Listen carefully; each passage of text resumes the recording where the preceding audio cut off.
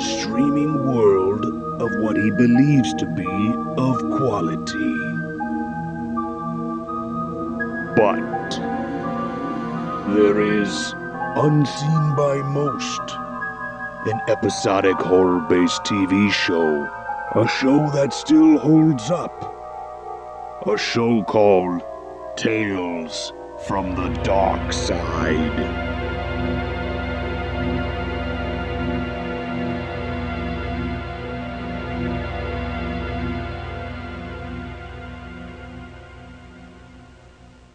This isn't my apartment, this is a cage. Congratulations, Mr. Bigalow. You have just managed to reason out the very obvious. Once you've given up tobacco, you'll find your mind works much more clearly in the morning. Hey, what's up, and welcome back to Talks from the Darkside, the podcast where we talk about Tales from the Darkside, the anthology horror television show from the 80s created by Richard Rubenstein and George Romero. I'm Joe Lascola. And I'm Sean O'Rourke. Today we're talking about Bigelow's Last Smoke, directed by Tim Naranon, with a story by Ken Hannis and Craig Mitchell, from June 9th, 1985. I can only imagine how Mr. Bigalow in this episode feels. In fact, we had a very long day today, Joe. Otherwise, I was going to sit down and maybe roll some Jaybirds, because that was my personal correlation. Oh, some hand-rolled goodness, yeah. Yeah. Maybe break the bong out. You know, I didn't want to get demonetized on the show, but the thought crossed my mind what this man went through in this very Twilight Zone-esque episode. Yeah, Frank Bigalow, male gigolo. Yeah. He's got a bad smoking habit. Oh, big time. Oh, yeah. So Frank Bigalow, Richard Romanus, that's the actor who plays Frank Bigalow. Yes, and he is in a ton of shit like Sopranos. He's done a ton of like voice acting. Yeah, he's the voice of Weehawk in Wizards. Yeah, you had mentioned that. And Harry Canyon in Heavy Metal. So yeah, Bigelow's Last Smoke. Now, you might have noticed it's just the two of us for this episode, due to scheduling issues and stuff like that. Chris will not be joining us for this episode or the next episode, Grandma's Last Wish, but he will be back for The False Prophet and the wrap-up for the first season, and of course, into the second season of Tales from the Darkside. Shit happens, as the Predator says. The Predator also says, want some candy? Want some ciggies? So in Chris's honor, I will be reading the Fangoria synopsis for this one. Yes. And Chris, I hope I do you justice. A sinister psychiatrist subjects tobacco fiend Bigalow to a nightmarish cold turkey cure for nicotine addiction. Imprisoned in his apartment and tormented by an infernal smoke detector. Yeah. Bigalow finds there's no escape from the oppressive treatment. It's pretty quick to the point, kind of gets the whole plot. It's almost like it is a plot crunch, literally. Yeah. That is kind of what this is about. Well, it's a very simple episode, but it's a very layered episode. Yeah, and psychologically layered. I agree, and I specifically, we're going to get into this in a second, but yeah. I mentioned Twilight Zone specifically, and I guess you could argue a lot of these episodes are pulling from Twilight Zone, because that's kind of like, obviously there was other anthology shows at the time, but that's like the, OG for lack of a better term, but I could just picture Rod Sterling walking in after the narration in the beginning of this episode, like hardcore, like I was picturing it, man. Frank Bigalow, tobacco addict. So your friend Bigalow, he fills you up. Try to take it all the way back to that joke. So Frank Bigalow tries to fill you up. Go back to the Elves episode if you want the detective Rod Sterling. Yeah, so we open up and we get Richard Romanus as Frank Bigalow, and he is awoken out of a deep sleep, and he's looking for his cigarettes, and he can't find them in a drawer. And they're on the windowsill. Yeah, that's where I left them. Something's not quite right in his apartment, right? He turns the TV on, he's just got static. That's already an indicator. It's all snow. And we've all been there where we've woken up and like we're just out of sorts and we're like trying to get the fucking day going. And I remember when I used to smoke, dude. You gotta have a smoke to start your heart, Joe? Yes. I needed a cigarette in the morning. I needed to get up, have my coffee. Like it was like a ritual, dude. I had my coffee, I went outside, I had my cigarette, maybe two. Before, I got going. I get it. Yeah. That's same with me. Maybe sometimes, wake and bake, folks. So he quickly notices that something's not right. And the television's all fuzz. And then, Well, then he goes to the window to get the smokes, and he sees the bars on the window. Yeah, and he starts freaking out, and he's like, I'm in a fucking cell! So there's bars on the windows, the TV flashes on, and who else but Sam Anderson pops up on the screen as Dr. Synapsis. Hey, Joe. Yeah. Did you hear? Brad Brown's back in town! That's the fucking headline, baby! This is Mr. Morgan from Critters 2. Now, I had a little, MDU connection that I wanted to bring up because it's like, okay, so he ran the paper in Grover's Bend, right? Sure. But then the critters came, destroyed everything, but he got the technology from Charlie Bounty Hunter to revolutionize the rehabilitation of addicts. Well, yeah, the rehabilitation market, right? Oh. Revolutionized it with the alien technology. So we abused that little fucking remote control that Brad has. Sure. And then, later in life, I don't know the timeline on this, but MDU, him and his wife, Rose, they get on an airplane and it crash lands on the island in Lost. And you know who else is on that island? John Hurt. Terry O'Quinn, the Winter Stepfather himself. Oh, yeah. I meant John Locke. Not John Hurt. Maybe John Hurt's there. Maybe he's the black smoke. So he's freaking out. And this guy's talking, Sam Anderson is talking to him on the screen. And he's like, fucking throwing shit off shelves. He kicks a hole in the wall at one point to like try to get out, and like there's like chicken wire. He's like, "This isn't my apartment." And Sam Anderson's like, "Yeah, no shit. We've already established that, asshole." He's like, after you stop smoking, you'll be able to think clearer in the morning. Yeah, and he starts lighting up because he does find those ones on the windowsill, and these like bright lights just hit him like, and this fucking screen changes. It says smoking demerits 1. He's like, "What the fuck?" So Sam tells him that he's in a simulacrum, which is like a simulation of his apartment or a microcosm thereof. Right. It's a jail cell. Oh yeah, big time. Yeah. So every time he lights up a cigarette, that fucking alarm goes off, and he gets hit with like this wave of like lights and sounds, and it like fucks him up until he puts the cigarette out. Yeah, and that's kind of like the way that they cure his addiction. Now, I've seen this one other time in Cat's Eye.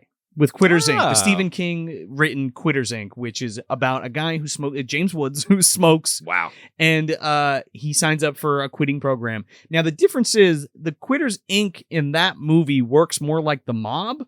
And there's like mafia. There's like the Quitters Inc. mafia. There's always somebody watching you. Okay? Like you go about your daily life and there's like people in the closet, people want like next to you. Want to make sure you don't ever sneak one in. Next to you in traffic. So what happens if they catch you smoking? They hurt the people that you love. Ooh. Okay?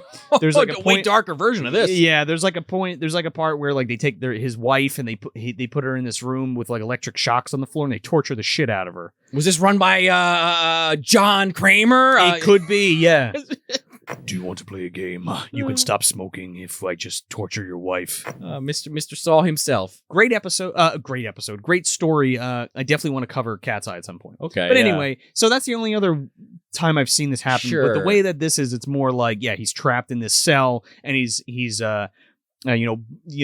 audibly bludgeoned by this alarm system and like this wave of they call it torture device, but I don't know exactly what's happening. Well, I mean, I forget if it's the first or second demerit because he keeps trying to smoke throughout. Because there's even a scene where he's sitting on the lounge chair and Sam Anderson's like, "Yeah, okay, you want to smoke? Yeah, you want to play with fire?" And he drops like 40 packs of cigarettes on his head, and he's like, "No, I won't do it. I won't do it." Yeah, he keeps like tempting them, and there's these cool parts where like he'll be wanting a cigarette and craving it, but then like it's almost like there's a camera in the room with him, and that shows up on the TV at one point of like all of these packs of cigarettes like lined up on the like dominoes on the counter. Yeah, but then like it cuts and like he's there grabbing for them and like lighting them up.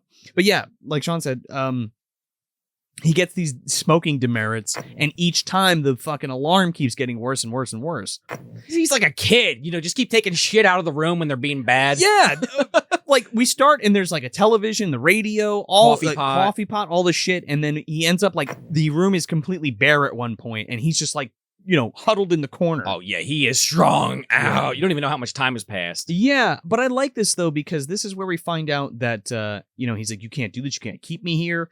And Sam Anderson's like, "Well, yes, we can." He holds up the contract. He's like, "That's your signature, Mr. Bigelow." He's like, "Carl, well, I signed something to like get sent away to maybe do it, but I never got confirmation." I'm like, "Well, there's a very long list, and we finally got to you." So when they finally get to you, they drug you, right, and they put you in a simulacrum. of your living space. That's a lot of work, but I guess it's effective. They have a 100% success rate, Sean, Well, as we find for out. curing the addiction. Yeah. Another wrinkle to this is, like Joe had mentioned earlier, he kind of breaks a part of the wall and sees like chicken wire. But there's this like, basically this bodiless voice that's like disembodied voice. Disembodied, yeah. Talking to him like, hey, Bigalow, hey. If you just don't smoke, you just lie to him. Just lie to him. Howard Dayton, by the way, who's physically in another episode called Black Widows, which I'm very excited to get to. We'll get to it. The name alone has my skin crawling. So Howard Dayton is the voice on the other side of this wall, the man in the wall, if you will. Not the man in the bag Not from man in the Theodore bag. Rex. Yeah. Or maybe he is. We don't ever see him. It could be. It's possible. But he's like, I got no cigarettes, but I got a match. And he's like, well, I got a cigarette, but no match. He's like, well, give me the cigarette. And when I get some cigarettes, I'll give you a cigarette back and you can have this match. What do you say? Yeah, well, first he's like, because that does happen, you're right. But at first he's like, I got a pack here. He's like, give me the whole pack. You can keep one. Well, that's after this. Oh, okay. Because then, like, Anderson, like, drops one on the floor and he, like, rips this whole pack open. And he's like, hey, buddy, give me a cigarette. And he's like, okay, but I can tell you how to disengage the alarm. Right. But you got to give me all your cigarettes. He's like, all of them? He's like, well, you can keep just one. And he's like, can I keep two? He's like, nope, one. One, yeah. With one match, so Yeah, you better not fuck it up. So he takes the cigarette, gives him the pack of cigarettes. And without even lighting up, the fucking alarm goes off. Yeah, they're watching you, asshole. Now, we've seen this alarm go off 2 or 3 times already. This is an obnoxious And alarm. it's a static shot of the alarm, so it's separated from everything else. There's no perspective to it at all. Yeah, this is genius.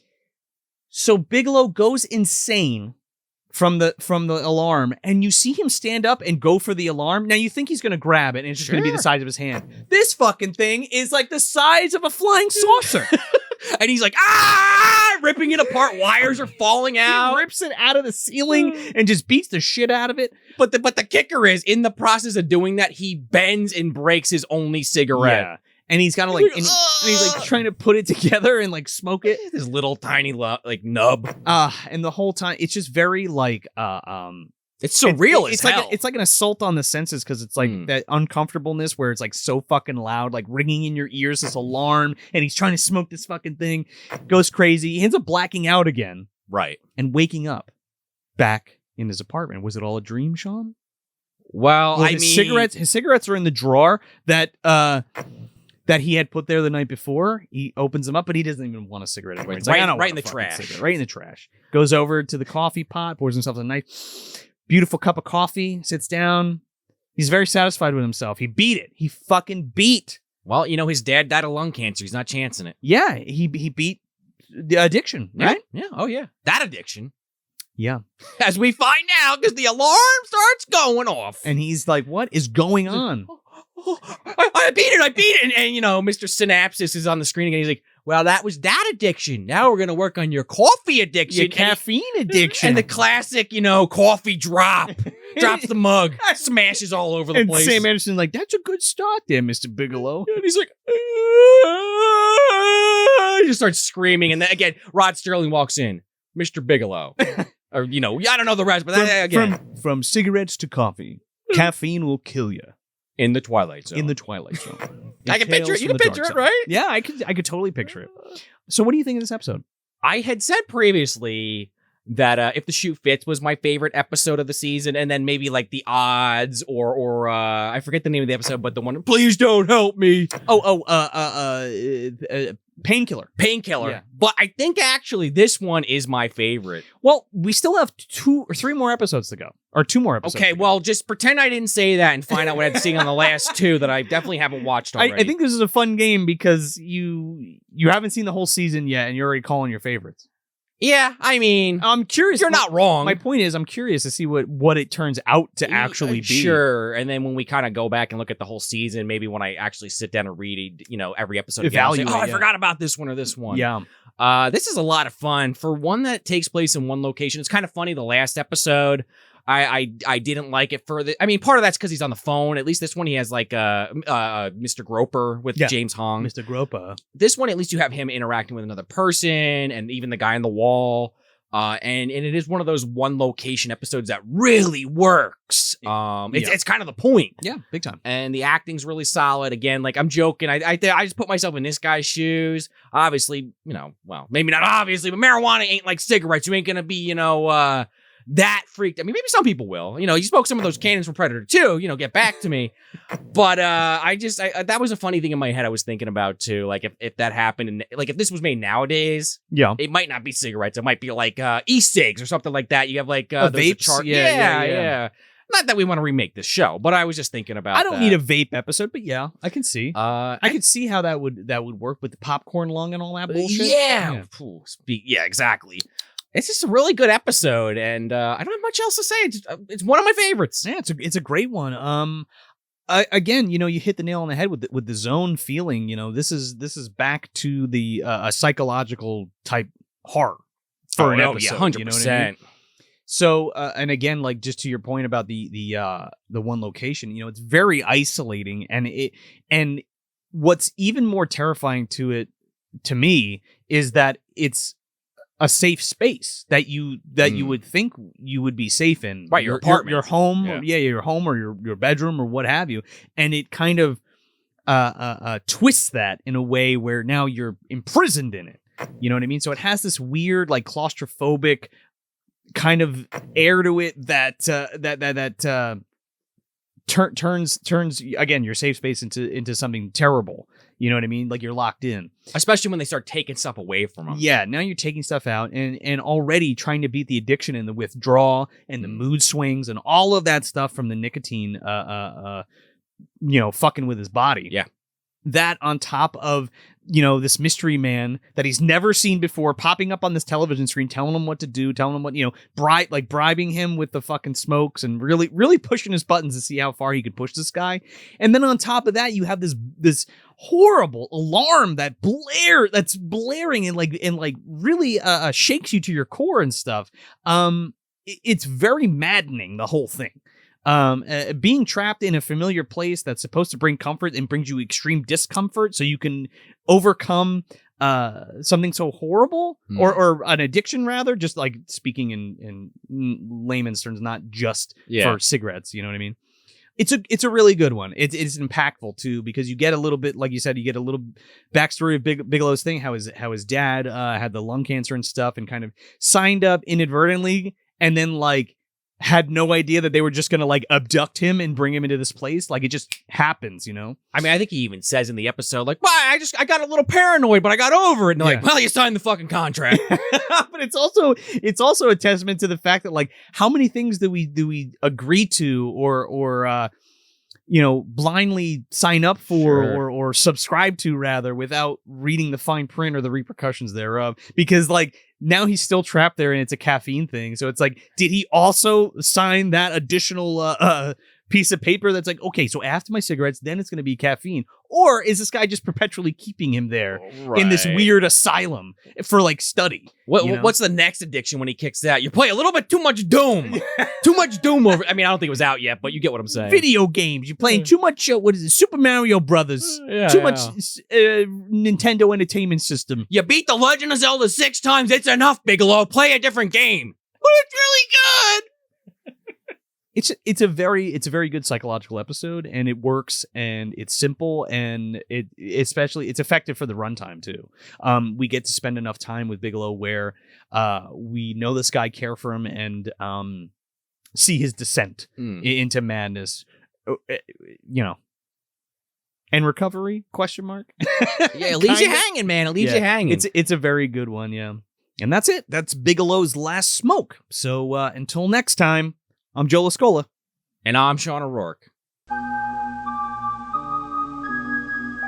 Tales from the Darkside is always there, waiting for us to watch it, waiting for us to hit play. Until next time, try to find it on DVD and watch along with us.